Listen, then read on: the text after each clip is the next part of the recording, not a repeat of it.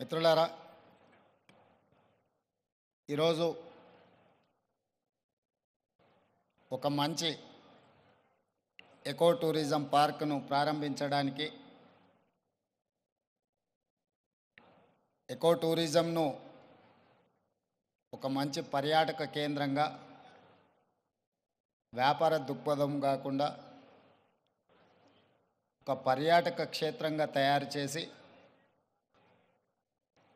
రామ్దేవ్ గారు దాదాపుగా 25 సంవత్సరాల తన అనుభవాన్ని, ఆదాయాన్ని ఈ 150 ఎకరాలలో ఒక మంచి పార్కును ఏర్పాటు చేసి ఈ కార్యక్రమం ప్రారంభోత్సవానికి నాతో పాటు మెగాస్టార్, కేంద్ర మాజీ మంత్రివర్యులు, మనందరి అభిమాన నాయకుడు చిరంజీవి గారిని ప్రత్యేకంగా ఆహ్వానించి, అదేవిధంగా తెలంగాణ మంత్రివర్యులు జూపల్లి కృష్ణారావు గారిని, అదేవిధంగా చీఫ్ విప్ శాసనమండలి పట్నం మహేందర్ రెడ్డి గారిని, లోక్సభ సభ్యులు మిత్రుడు సీఎం రమేష్ గారిని, రాజ్యసభ సభ్యులు అనిల్ కుమార్ యాదవ్ గారిని, శాసనసభ్యులు మల్రెడ్డి రంగారెడ్డి గారిని, స్థానిక శాసనసభ్యులు కాలే యాదయ్య గారిని, ఇతర రంగారెడ్డి జిల్లా నాయకులందరినీ ఆహ్వానించి ఒక మంచి కార్యక్రమాన్ని ఏర్పాటు చేయడం జరిగింది. వాస్తవంగా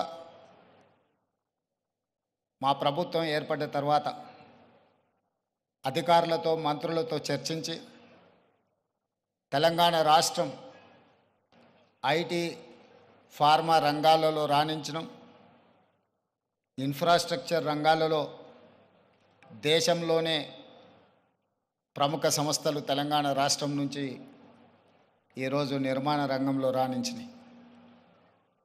ఇక తెలంగాణ రాష్ట్రానికి కావలసింది temple tourism, health tourism, eco tourism.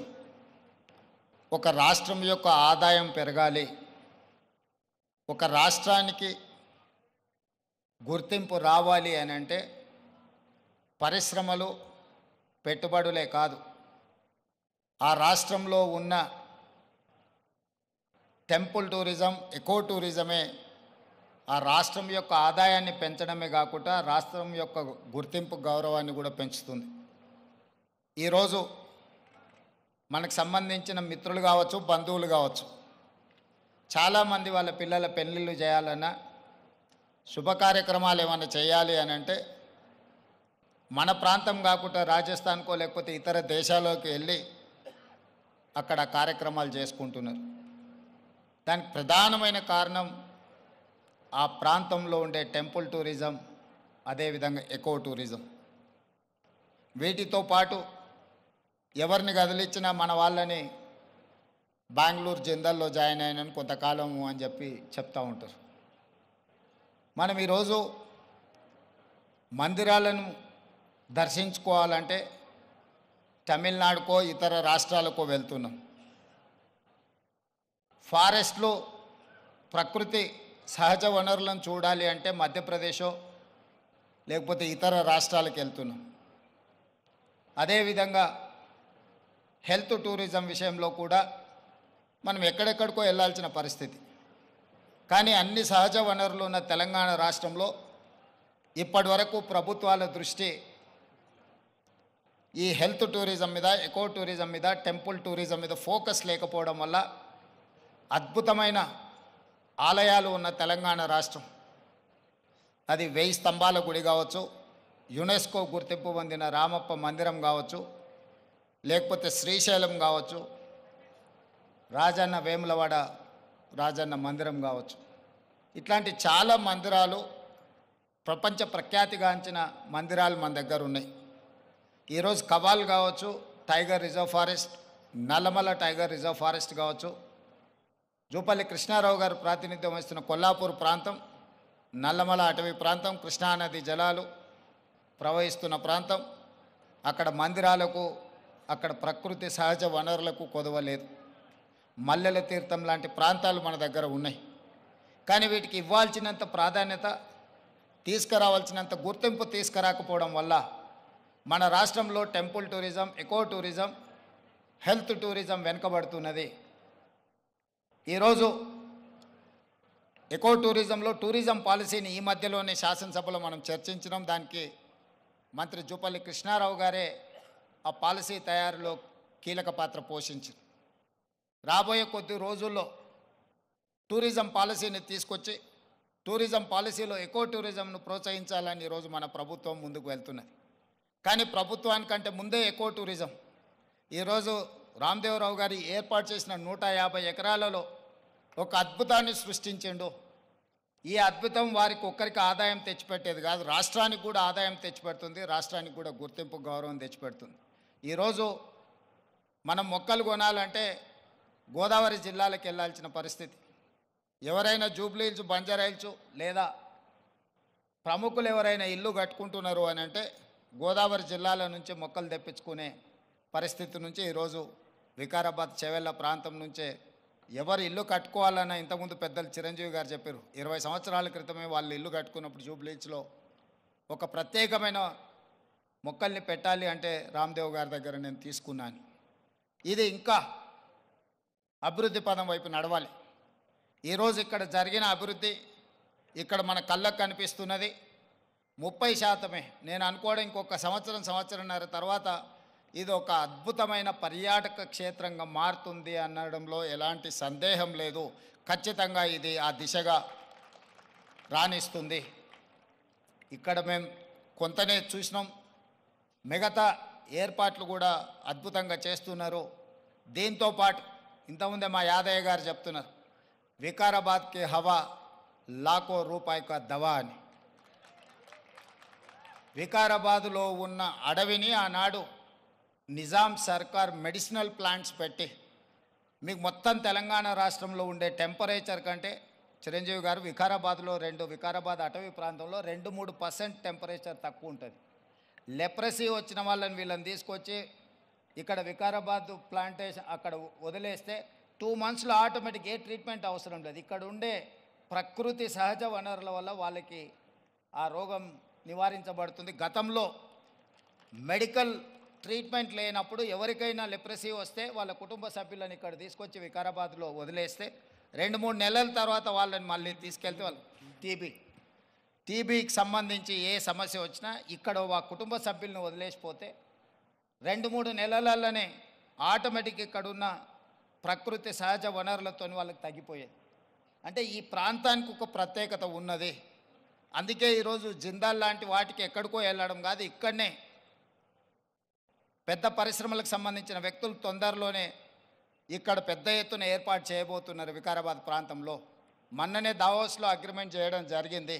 తొందరలో వికారాబాద్ ప్రాంతాన్ని ఎకో టూరిజంలో పూర్తి స్థాయిలో అభివృద్ధి చెయ్యాలని ప్రభుత్వం ఏదైతే అనుకుంటుందో ఒక అడుగు ముందు ప్రభుత్వానికంటే రామ్దేవ్ గారు వేసి ఇంత మంచి వ్యవస్థని ఇక్కడ ఏర్పాటు చేసిండు.